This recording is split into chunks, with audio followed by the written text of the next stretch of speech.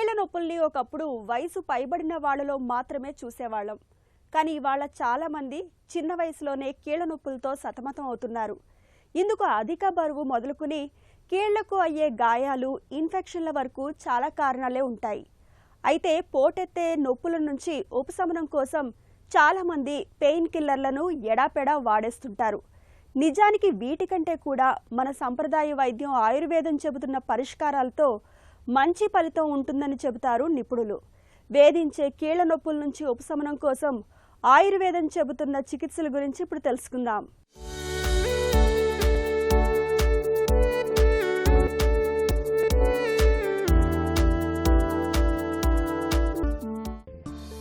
కీళ్ల నొప్పులంటే ఒకప్పుడు వయసు మళ్లిన వాళ్ల సమస్యగా భావించేవాళ్లం. కానీ నేటి ఆధునిక జీవనంలో ఇవాళ చిన్న వయసులోనే చాలా మందికి కీళ్ల నొప్పులనేవి పెద్ద సమస్యగా మారుతున్నాయి. 25 ఏళ్ల వయసుకే మోకాళ్లు, భుజాలు, మణికట్టు, మెడ, నడుము కీళ్ల నొప్పులు వేధిస్తున్నాయి. ఉదయం లేవగానే కీళ్లు బిగుసుకుపోవడం, మెట్లు ఎక్కేటప్పుడు నొప్పి, ఎక్కువసేపు కంప్యూటర్ ముందు కూర్చుంటే భుజాలు పట్టేయడం, వ్యాయామం చేసిన తర్వాత కీళ్లు నొప్పితో మండిపోవడం, ఇవన్నీ నిత్య జీవితాన్ని నరకంగా మార్చే లక్షణాలే. ఆయుర్వేదం ప్రకారం శరీరంలో వాతదోషం అధికమైనప్పుడు, అస్థిధాతువు బలహీనమైనప్పుడు, అలాగే ఆమం అనే జీర్ణం కాని విష పదార్థాలు శరీరంలో పేరుకుపోయినప్పుడు కీళ్లలో నొప్పి, వాపు, బిగుతూ మొదలవుతాయి. అయితే ప్రతి కీళ్ల నొప్పి ఒకే కారణంతో రాదు. కొందరిలో విటమిన్ డి లోపం, మరికొందరిలో అధిక బరువు, ఇంకొందరిలో జిమ్లలో తప్పు పద్ధతిలో వ్యాయామం చేయడం, మరికొందరిలో గంటల తరబడి మొబైల్, ల్యాప్టాప్ వినియోగం కూడా ప్రధాన కారణాలుగా మారుతున్నాయని చెబుతారు నిపుణులు. గత 10-15 సంవత్సరాలుగా మేము యంగ్ పీపుల్లో 20 years, 15 years పైబడ్డ వాళ్ళల్లో కూడా జాయింట్ పెయిన్స్ని చూస్తున్నాం. ఆ డేటా శాస్త్రీయంగా చూసినట్టయితే 20-30% డేటా యువత లోపల ఆర్థ్రాల్జియా, జాయింట్స్ లోపల నొప్పి, సరిగా నడవలేకపోవడము, డిస్కంఫర్ట్గా ఉండడము, ఇది మరి ఎందువల్ల జరుగుతుందనేది ఒకటి విశ్లేషణ చూసినట్టయితే లైఫ్ స్టైల్ మాడిఫికేషన్స్ ఒకటి, ఆహారం జంక్ ఫుడ్ మీద పడడం, విపరీతమైనటువంటి ఇంట్లో ఆహారం కాకుండా మన బయట ఆహారం లోపల అధికంగా పిజ్జా లాంటిది, తర్వాత రిఫైన్డ్ షుగర్ లాంటిది ఎక్కువగా ఉండేటువంటిది, అండ్ ప్రాసెస్డ్ ఫుడ్, ఫ్రోజన్ ఫుడ్కి సంబంధించినటువంటి అంశాలు తీసుకోవడం ఒక ప్రధానమైనటువంటి కారణం. ఇంకొకటి సర్టెన్ డయాబెటీస్ వాళ్ళల్లో కొంత ఉంది. ఆటో ఇమ్యూన్ వ్యాధి లైక్ సిస్టమిక్ ల్యూపస్ ఎరిథమాటోసిస్ లాంటిది కానివ్వండి, స్కిన్ వ్యాధులలో కానివ్వండి, మనము వివిధ రకాలైనటువంటి స్టీరాయిడల్ థెరపీ తీసుకునేటువంటి వాళ్ళల్లో, వైటమిన్ డి డెఫిషియన్సీ ఉండేటువంటి వాళ్ళల్లో, మెటబాలిక్ డిజార్డర్స్ లైక్ హైపోథైరాయిడిజం లాంటి వ్యాధులు ఉండి దానికి తగు ట్రీట్మెంట్ తీసుకునే వాళ్ళల్లో, ఇన్ఫెక్షన్ క్రైటీరియాగా వచ్చేటువంటి జాయింట్స్ లోపల వాపులు, స్వెల్లింగ్స్ వల్ల కానివ్వండి, శరీరం లోపల పలు కారణాల చేత చిన్న జాయింట్స్ నుండి పెద్ద జాయింట్స్ వరకు మొదట ఆర్థ్రాల్జియా అంటే కీళ్ళల్లో నొప్పి, స్వెల్లింగ్, వాపు రావడం, తర్వాత జాయింట్ యొక్క మొబిలిటీని, మూమెంట్ను కోల్పోవడం, తద్వారా క్రమేణా దాని ఫంక్షన్ను పూర్తిగా కోల్పోవడానికి ఆస్కారం ఉంది.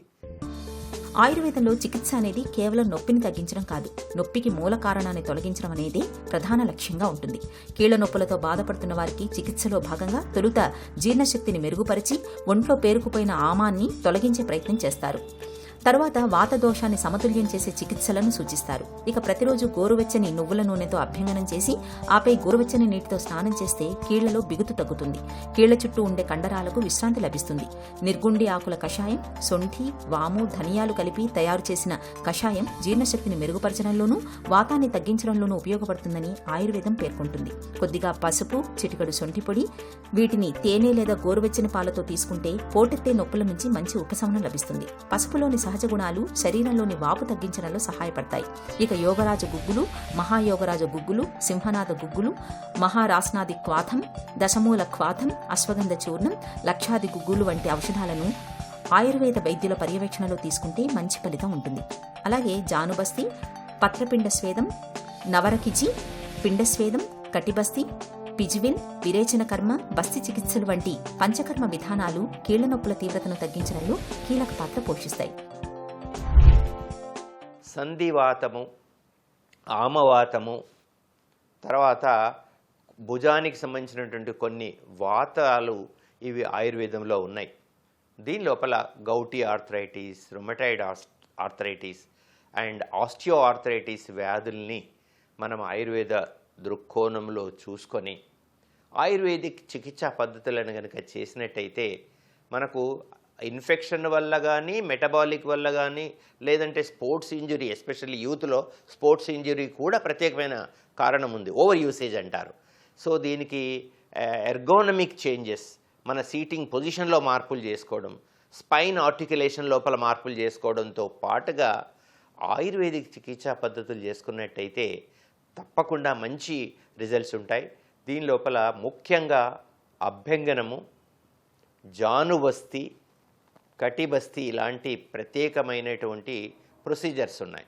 అంటే ముఖ్యంగా స్పైన్ లోపల మార్పులు ఉన్నప్పుడు, మోకాలు చిప్పల మార్పులు ఉన్నప్పుడు మనకేంటంటే ఆయా పిండి కట్టు ద్వారా ధన్వంతరి తైలము, మహావిషగర్భ తైలాల్ని ఆ కటిబస్తిలో పోసి 30 నుండి 40 నిమిషాలు ఒక కాన్స్టాంట్ టెంపరేచర్, బాడీ టెంపరేచర్ కంటే 3-4 డిగ్రీల టెంపరేచర్ను మెయింటైన్ చేయడం ద్వారా పారావర్టిబ్రల్ మజిల్స్ లోపల స్ట్రెంథనింగ్ చేయడం, సైనోవైల్ ఇన్ఫ్లమేషన్ను తగ్గించడం, బయోకెమికల్ ఇన్ఫ్లమేటరీ మార్కర్స్ను నిర్హరింపచేయడం, ఫర్దర్ డ్యామేజ్ను మనం ప్రివెంట్ చేయడం ద్వారా ఆయుర్వేదిక్లో ఉండేటువంటి కటిబస్తి కానీ జానుబస్తి యొక్క భూమిక ప్రధానాంశంగా ఉంది. దాంతోపాటుగా శరీరంలో ఇమ్యూనిటీ తగ్గినప్పుడు, డెఫిషియన్సీస్ ఉన్నప్పుడు, ఆమము యొక్క ప్రకోపం ఉన్నప్పుడు ఆమహర చికిత్స, వెయిట్ రిడక్షన్ చికిత్సలతో పాటుగా కొన్ని వస్తువులు కూడా, అంటే మలమార్గం ద్వారా సంధివాత హరము, వాతహరము చేయగలిగే కొన్ని నిర్గుండి కషాయంతో కానీ, దశమూలాలతో చేసిన కషాయాలు కానీ, మహారాసనాతో చేసినటువంటి కషాయాలతో పాటుగా ఆర్థ్రెక్స్ క్యాప్సిల్స్ను కానివ్వండి, కొన్ని కంపెనీలు తయారు చేసినటువంటి మా అనుభవంలో ఉండేటువంటి ఈ ట్రీట్మెంట్ పద్ధతులు ఉపయుక్తమై యువత ఈ జాయింట్ వ్యాధిన పడకుండా, పడ్డా కూడా మనం తొందరగా ఆయుర్వేదం ద్వారా బయటపడవచ్చు అనేది చెప్పగలనండి. కీళ్ల నొప్పులు వచ్చిన తర్వాత చికిత్స తీసుకోవడం కంటే రాకుండా చూసుకోవడమే ఉత్తమం. ఇందుకు జీవనశైలిలో తగిన మార్పులు చేసుకోవాలి. రోజు కనీసం 6 గంట నడక, సూర్య నమస్కారాలు, వజ్రాసనం, తాడాసనం, భుజంగాసనం వంటి యోగాసనాలు కీళ్ల కదలికను మెరుగుపరుస్తాయి. చల్లటి పానీయాలు, ఫాస్ట్ ఫుడ్, ఎక్కువగా వేయించిన పదార్థాలు, ప్యాకేజ్డ్ ఆహారం, రాత్రులు ఆలస్యంగా భోజనం చేయడం ఇవన్నీ వాతాన్ని పెంచి సమస్యను మరింత ఎక్కువ చేసే అవకాశం ఉంటుంది. కాబట్టి వీటికి దూరంగా ఉండాలి. వేడివేడి ఆహారం, నువ్వులు, మునగాకు, ఉసిరికాయ, నెయ్యి, మినుములు, బాదం, ఖర్జూరం, పాలు వంటి పోషకాహారాలు ఎముకల్లో బలాన్ని పెంచుతాయి, నొప్పుల నుంచి ఉపశమనాన్ని కలిగిస్తాయి. ఇక ప్రతిరోజు గోరువెచ్చని నీరు తాగడం మేలు. అలాగే చాలినంత నిద్ర ఉండేలా చూసుకోవాలి. ఒత్తిడికి దూరంగా ఉండాలి. శరీర బరువును అదుపులో ఉంచుకోవాలి. అయితే నొప్పితో పాటు కీళ్లు బాగా వాపు రావడం, జ్వరం ఉండడం, ఉదయం లేవగానే కీళ్లు బిగుతుగా ఉండడం, కీళ్లలో కదలికలు కష్టంగా మారడం, నొప్పి నెలల తరబడి కొనసాగుతున్నప్పుడు ఆలస్యం చేయకుండా వైద్య సాయం తీసుకోవాలి.